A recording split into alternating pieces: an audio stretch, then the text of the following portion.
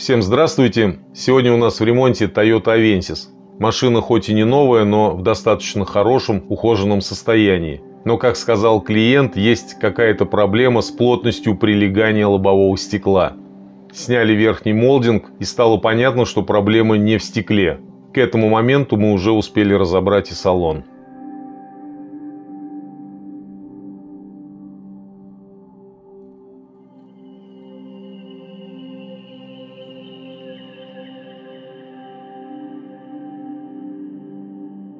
Вырезали стекло, убрали герметик, увидели вот такие повреждения.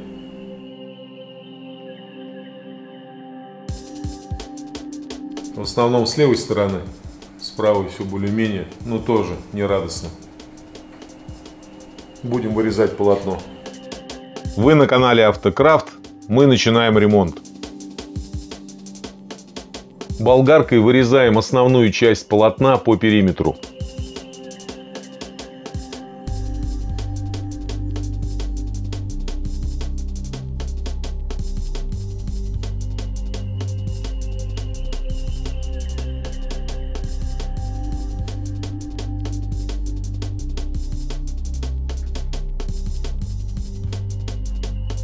Чтобы легче было отсверливать, распрямляем остатки полотна.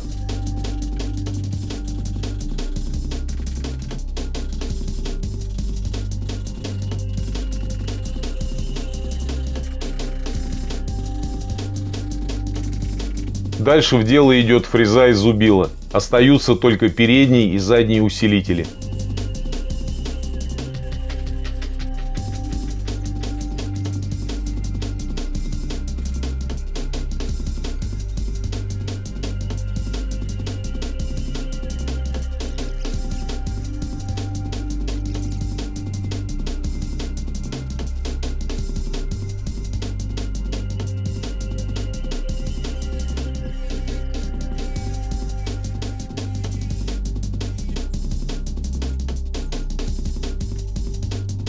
Срезали полотно, убрали остатки полотна, места сварки зачистили. Так выглядит кузов без крыши. Оголенный металл обработаем грунтами и переходим к донору. Такой у нас донор, почти целиковый, кое-где немножко подмятый при транспортировке, но самое главное не ржавый и не ремонтированный. Так как нам полотно надо отделить вместе с усилителями, с внутренними. Маркером отметили, где они находятся. В этих местах отсверливать не будем. А усилители, судя по кузову, приварены только к полотну. К кузову они не приварены. Подчистим и будем отделять.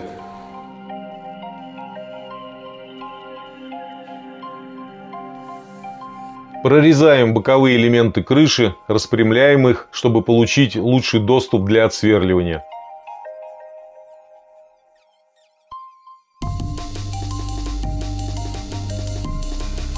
Почему же сгнила крыша?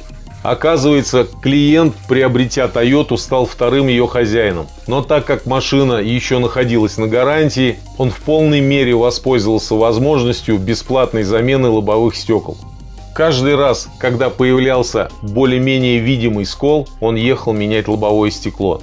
Скорее всего, когда вырезалось стекло или удалялся старый клей-герметик, по неосторожности на лакокрасочное покрытие наносились царапины.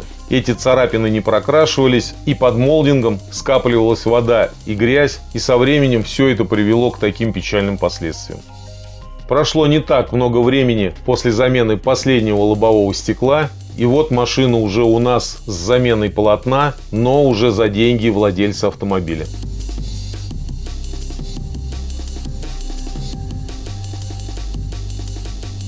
Сейчас экспертное сообщество разразится разоблачающими комментариями. Мол, надо было отпескоструить, залатать и покрасить. Разводите клиента на деньги за лишнюю работу. Во-первых, владелец Авенсиса попросил поменять полотно, понимая, что заплатки, как их не обрабатывая антикоррозионными составами, все равно через какое-то время начнут свести. Тем более будут слои шпатлевки. В данном случае автомобиль делался для себя и на длительное время. Поэтому не вижу смысла разубеждать человека, которому позволяют финансы и который к тому же выбрал наиболее верное решение. Тем более, что донор стоит в пределах 4000 рублей.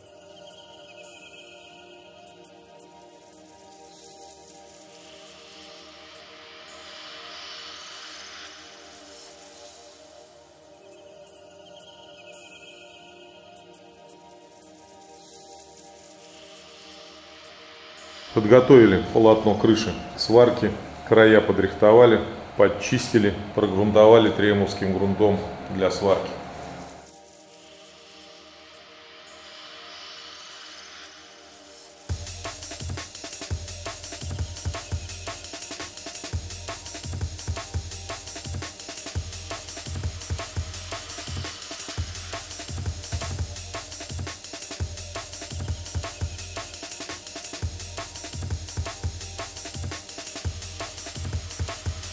И кузов полностью готов для монтажа полотна. Вкладываем полотно, фиксируем его зажимами.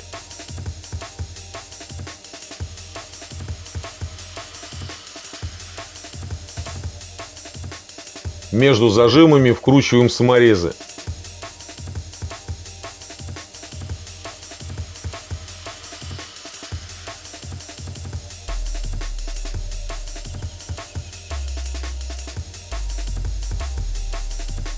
Зажимы убираем, так как они будут нам мешать вкладывать стекла.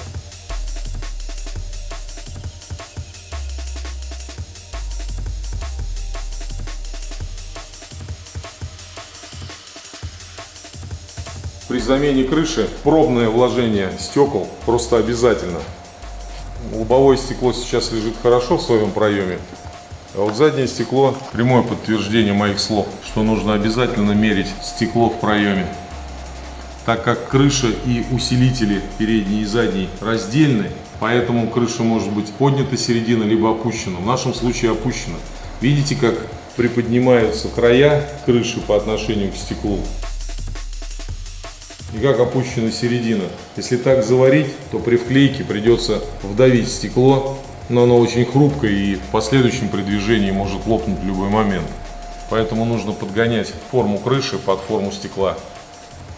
Сейчас мы уберем стекло, прослабим саморезы, на которых держится полотно, и приподнимем середину. После этого опять зафиксируем саморезы, вложим стекло, посмотрим, что получится.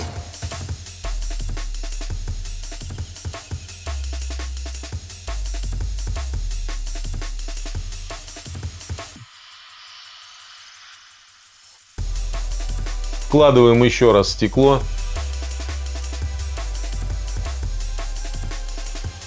Убедившись, что стекло стоит так, как нам надо, убираем стекло, начинаем обваривать полотно.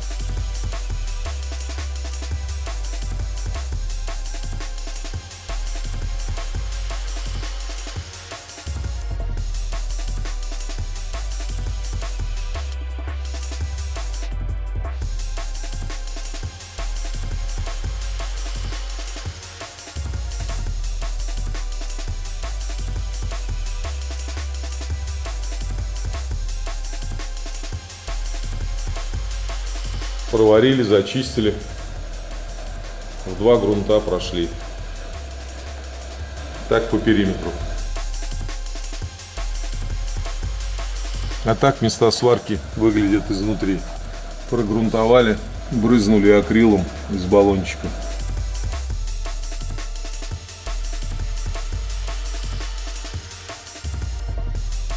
Еще раз перед маляркой вкладываем стекла. Все проверяем и в таком виде отдаем машину малярам. А это конечный результат наших работ. Полотно открашено, молдинги стоят на своих местах, салон собран. Весь ремонт занял 8 дней.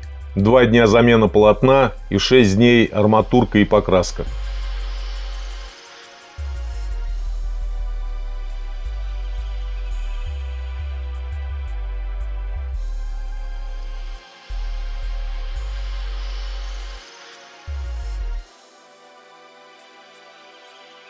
А я напоминаю, друзья, не забывайте что-нибудь нажимать под видео. Пишите комментарии, а самое главное, не забудьте подписаться на наш канал, если вы до сих пор этого не сделали. А мы переходим к следующему автомобилю. До новых встреч!